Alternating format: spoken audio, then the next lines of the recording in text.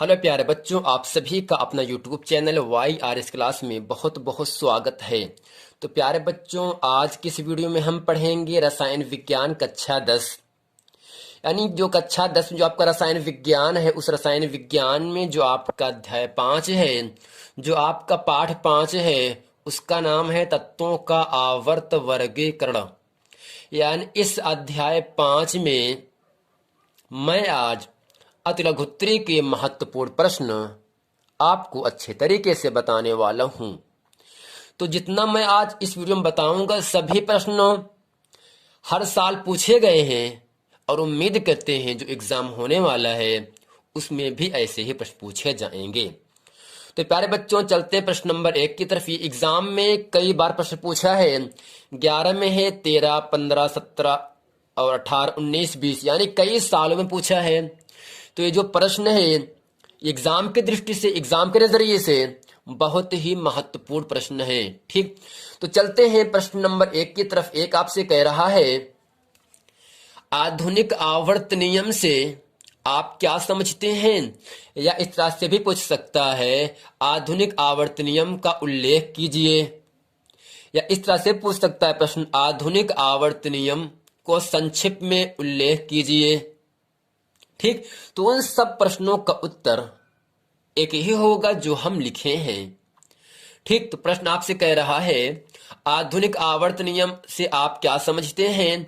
तो इसका उत्तर लिखेंगे, आधुनिक आवर्त के अनुसार, आधुनिक आवर्त के अनुसार, फिर एक कॉमा कर देंगे, इन्वर्ट कॉमा कर देंगे, उसमें लिखेंगे इसके अंदर, तत्वों के भौतिक तथा रासायनिक गुण उनके परमाणु क्रमांकों के आवर्ती फलन होते हैं। तो इसका मतलब क्या हुआ? यानी जो आधुनिक आवर्त नियम है, उन इसमें जितने भी तत्व हैं वे सभी तत्व के क्या हैं? भौतिक तथा रासायनिक गुण जो उसके हैं तत्वों के, वो सब परमाणु क्रमांकों के आधार पर होते हैं। एग्जाम में आपसे पूछ सकता है, आधुनिक आवर्त नियम किस पर है? परमाणु भार पर है, परमाणु क्रमांक पर है, संयोजकता पर है, इनमें से कोई नहीं। तो जो आधुनिक आवर्त नियम है वो आपका परमाणु क्रमांकों के आवर्ती फलन होते हैं, अर्थात परमाणु क्रमांक के आधार पर रखा गया है। तो इसका उत्तर सिंपल है, आधुनिक आवर्त नियम के अनुसार तत्वों के भौतिक तथा रासायनिक गुण उनके परमाणु क्रमांकों के आवर्ती फलन होते हैं। यानी जो आधुनिक आवर्त नियम है ये आपका परमाणु क्रमांकों के आधार पर रखा गया है। तो प्यारे बच्चों, उम्मीद करते हैं प्रश्न नंबर आप 1 समझ गए होंगे। अगर एग्जाम में प्रश्न ऐसे पूछा जाएगा तो आप जिस प्रकार से हम लिखे ऐसे ही आपको लिख देना है और आपको 2 नंबर की प्राप्ति होगी। चलते हैं आपको लेकर प्रश्न नंबर 2 की तरफ। 2 आपसे कह रहा है, आधुनिक आवर्त सरणी में पहले 10 तत्वों में कौन सी धातुएं हैं? यानी जो आधुनिक आवर्त सारणी बनाया गया है, पहले जो 10 तत्व हैं उनमें कौन सी धातुएं हैं या कैसे कौन कौन सी धातुएं हैं? ठीक, तो इसका उत्तर आपके सामने है, केवल लिथियम, बेरिलियम एवं बोरान। लिथियम का संकेत होता है Li, जिसका क्रमांक आपका जो परमाणु क्रमांक होता है वो आपका 3 होता है। जो आपका बेरिलियम है उसका संकेत होता है B, और बेरिलियम का जो परमाणु क्रमांक होता है वो आपका 4 होता है। तीसरा है आपसे बोरान। यानी जो बोरान है, बेरिलियम का Be होता है जबकि बोरान का B होता है। जो बोरान है इसका परमाणु क्रमांक आपका 5 होता है। यानी आधुनिक आवर्त सारणी में जो पहले 10 तत्व हैं उनमें लिथियम जिसका परमाणु क्रमांक 3, बेरिलियम जिसका परमाणु क्रमांक 4, बोरान जिसका परमाणु क्रमांक 5, ये जो 3 तत्व हैं तीनों क्या हैं? धातु हैं। तीनों क्या हैं? धातु हैं। ये जो लिथियम, बेरिलियम, बोरान है ये आधुनिक आवर्त सारणी में पहले 10 तत्वों में है। ठीक, किसमें है? पहले 10 तत्वों में है। और लिथियम, बेरिलियम, बोरान सभी क्या हैं? धातु हैं। क्या है? धातु है। जैसे मैग्नीशियम हो गया, एल्यूमिनियम हो गया, सब क्या है? धातु है ना। तो ऐसे लिथियम, बेरिलियम एवं बोरान सभी क्या हैं? धातु हैं। उम्मीद करते हैं प्रश्न नंबर 2 आप समझ गए होंगे। चलते हैं आपको लेकर प्रश्न नंबर 4, प्रश्न नंबर 3 में। तो प्रश्न नंबर 3 आपसे कह रहा है किस वर्ग के ऑक्साइड परबल क्षारी एवं किस वर्ग के परबल अम्लीय होते हैं। यानी कौन सा ऐसा वर्ग है जिसका ऑक्साइड परबल होता है, मजबूत होता है, और कौन सा ऐसा वर्ग है जिसका परबल अम्लीय होता है। तो इसका उत्तर आपके सामने है।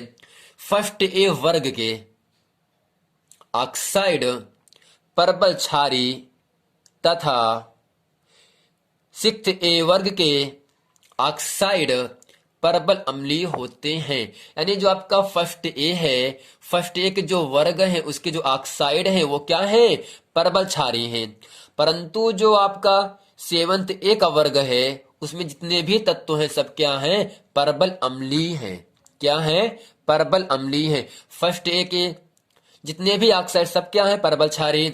और सेवेंथ एक जितने भी वर्ग के ऑक्साइड है सभी क्या है? परबल अम्लीय है। तो उम्मीद करते हैं प्रश्न नंबर 3 भी आप अच्छे तरीके से समझ गए होंगे। चलते हैं आपको लेकर प्रश्न नंबर 4। ये भी एग्जाम में लगभग हर साल प्रश्न पूछा है, तो उम्मीद करते हैं ये प्रश्न बहुत ही महत्वपूर्ण एग्जाम की दृष्टि से सिद्ध होंगे। तो प्रश्न नंबर 4 आपसे कह रहा है वो किस तत्व में, पहला ऑप्शन है 2 कोश है तथा दोनों इलेक्ट्रॉनों से पूरित हैं। यानी कह रहा है कि इस तत्व में केवल 2 कोश हैं। कितने कोश हैं? 2 कोश हैं। आपको याद होगा, आपको क्लास में पढ़ाया गया होगा के एल एम एन, ये सभी क्या है? आपके कोश हैं। क्या है? कोश हैं। के कोश में अधिकतम 2 इलेक्ट्रॉन होते हैं, यल कोश में अधिकतम 8 इलेक्ट्रॉन होते हैं, यम कोश में अधिकतम 18 इलेक्ट्रॉन होते हैं और यन कोश में अधिकतम 32 इलेक्ट्रॉन होते हैं। यानी जो के यल यम यन जो आपका 4 कोश है, ऐसे आपका N O P Q R S T सभी क्या है? कोश हैं। के यल यम यन कोश हैं। इनमें जो इलेक्ट्रॉन भरे जाते हैं वो आपको के कोश में 2 इलेक्ट्रॉन, यल में 8 इलेक्ट्रॉन, यम में 18, यन में 32, और जो सभी ये इलेक्ट्रॉन भरा जा रहा है ये भरा जाता है 2n स्क्वायर के आधार पर। जब n का मान 1 रखेंगे तो आपको 2 मिलेगा, जब n का मान 2 रखेंगे इसका वर्ग कर देंगे, फिर 2 से गुणा कर देंगे, आपको 8 मिल जाएगा। और जब n का मान 3 रखेंगे 3 का वर्ग करेंगे 9, 9 दूनी 18। ऐसे ही 2n स्क्वायर के आधार पर सभी जो के यल एम एन कोश हैं सबको पूर्ण रूप से भरा जाता है। तो 4 आपकी उपकोश भी होते हैं, एस पी डी एफ। के यल एम एन को हम कोश कहते हैं, पहले कोश में 2, फिर 8, फिर 18 और 32। एस पी डी एफ को हम क्या कहते हैं? उपकोश कहते हैं। क्या कहते हैं बच्चा? उपकोश कहते हैं। यस उपकोश में अधिकतम 2 इलेक्ट्रॉन, पी में 6 और डी में 10 और एफ में 14 इलेक्ट्रॉन पूर्ण रूप से भरे जाते हैं।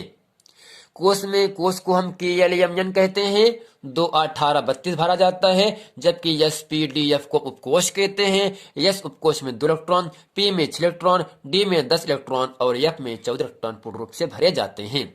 तो यहाँ आपसे इतना ही कह रहा है 2 कोश हैं तथा दोनों इलेक्ट्रॉनों से पूरित है। तो इसका जो ऑप्शन नंबर जो ए आपका है इसका उत्तर आपके सामने नियान। नियान क्या है? एक आपका तत्व है। इस नियान का परमाणु क्रमांक आपका 10 होता है। यानी जो परमाणु 10वें क्रमांक पर क्या आपका है? नियान है। क्या है? नियान। नियान का इलेक्ट्रॉनिक विन्यास होता है 10। आपको याद होगा, अभी मैंने बताया था के कोश में 2 इलेक्ट्रॉन होते हैं, यल में 8 होते हैं, तो 8 2 10 क्या होगा? इसका इलेक्ट्रॉनिक विन्यास हो जाएगा। तो बी ऑप्शन यहां से है इलेक्ट्रॉनिक्स विन्यास 2 8 2 है। कौन? यानी एक इलेक्ट्रॉनिक विन्यास दिया है 2 8 2 है। ये कौन सा तत्व है? 2 8 2 10 10 2 12, अर्थात मैग्नीशियम का जो इलेक्ट्रॉनिक विन्यास है 2 8 2 है। 2 को जोड़ो 8 को और 2 को जोड़ दो, 8 2 10 10 2 12। यानी जो मैग्नीशियम है इसका जो परमाणु क्रमांक होता है वो आपका 12 होता है। सी है कुल 3 उपकोश है। कितने उपकोश है? 3 उपकोश। पहला उपकोश, पहला कोश, दूसरा कोश 8, तीसरा कोश 4। 3 कोश हैं तथा संयोजकता कोश में कितने इलेक्ट्रॉन है? 4 इलेक्ट्रॉन है। यानी जो इसके बाहरी कोश हैं जो पूर्ण रूप से भरे नहीं गए हैं उसमें कितने कितने इलेक्ट्रॉन है? 4 इलेक्ट्रॉन है। तो 2 8 2 10 10 4 14, 14 पर आपका क्या है? सिलिकॉन है। यानी जो सिलिकॉन है इसका परमाणु क्रमांक 14 होता है और 14 वाले तत्व का इलेक्ट्रॉनिक विन्यास होता है 2 8 4। क्या होता है? 2 8 4 होता है। तो प्यारे बच्चों, उम्मीद करते हैं सब प्रश्न आप अच्छी तरीके से समझ रहे होंगे। चलते हैं आपको ऑप्शन नंबर डी पर। डी है कुल 2 कोश हैं। कितने कोश हैं? 2, 1 2 और तीसरा क्या है? 2 है। कुल 2 कोश हैं तथा संयोजकता कोश में 3 इलेक्ट्रॉन हैं। जो संयोजकता है उसमें कितने इलेक्ट्रॉन है? 3 इलेक्ट्रॉन है। यानी यहाँ पर जो 2, 3 ये आपका बोरान है और बोरान का परमाणु क्रमांक 3 2 5 होता है। जो बोरान है इसका परमाणु क्रमांक कितना होता है? 5 होता है। और 5 वाले तत्व का जो इलेक्ट्रॉनिक विन्यास होगा 2, 3। आप जानते हो पहले कोश में 2 इलेक्ट्रॉन, दूसरे में आपका 8 होता है। बट क्रमांक जिसका 5 है तो दूसरे में आपका 3 हो जाएगा। जब 3 में हम 2 को जोड़ते हैं तो आपको 5 मिल जाता है। तो यहां से ई है दूसरे कोश में पहले कोश से 2 गुने इलेक्ट्रॉन है। दूसरे कोश में पहले कोश से 2 गुने इलेक्ट्रॉन है। तो इसका उत्तर आपका ई, आपका उत्तर आपके सामने कार्बन। कार्बन के कितने कोश हैं? 2 कोश हैं। पहला कोश 2, दूसरा कोश 4 हो गया। ठीक ना? तो जो 4 2 6 ये आपका 6 क्या होगा? आपका कार्बन का परमाणु क्रमांक। जो कार्बन तत्व है उसका परमाणु क्रमांक आपका 6 होता है और कार्बन 6 का इलेक्ट्रॉनिक विन्यास होता है 2, 4, जिसमें 2 क्या हैं? आपके कोश हैं। 2 क्या हैं? कोश हैं। इसमें कह रहा है दूसरे कोश में दूसरे कोश में पहले कोश से 2 गुने से 2 इलेक्ट्रॉन है। ठीक, 2 का गुना 4, 2 गुने से 2 है ना ज्यादा, 2 दूनी 4। तो ये है आपका अध्याय 5 का तत्वों का आवर्त वर्गीकरण।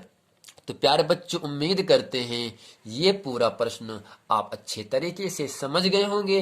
अगर वीडियो समझ में आया है तो वीडियो को लाइक करें और हमारे चैनल YRS क्लास को सब्सक्राइब जरूर करें और अपने दोस्तों में खूब शेयर करें ताकि मैं जितना वीडियो बनाऊं आप सभी तक आसानी से पहुंचता रहे।